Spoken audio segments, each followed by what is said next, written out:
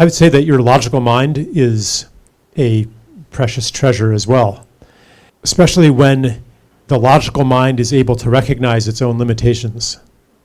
What we mean by logical usually involves a set of assumptions, a set of axioms that we take for granted.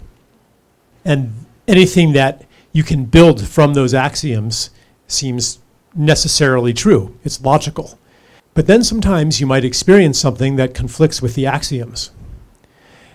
In fact, many of those axioms are now scientifically obsolete. Things about predictability and control, even objectivity.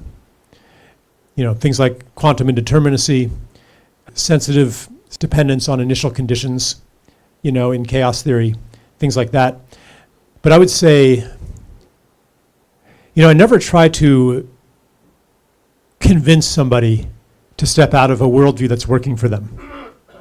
But what I would say is, if you start to see cracks in the worldview, in the fabric of reality, things that just don't add up, then you have that choice point. Either you can say, well, that must not be true because it couldn't be true because it doesn't fit into what I already know.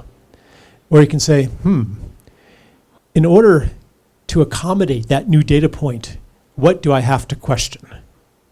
And maybe you're not at that point. In the past, when I would gather groups, I would ask people to tell a story that was unexplainable by science, And usually about 2/3 of the people would have a story. And 1/3 of the people would never have ever experienced anything that they remember that contradicted anything scientific. And I think that there's a reason for that.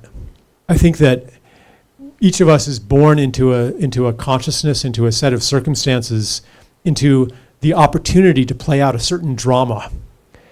And for some of us, it would spoil the drama to experience, one of these miracles or one of these anomalies.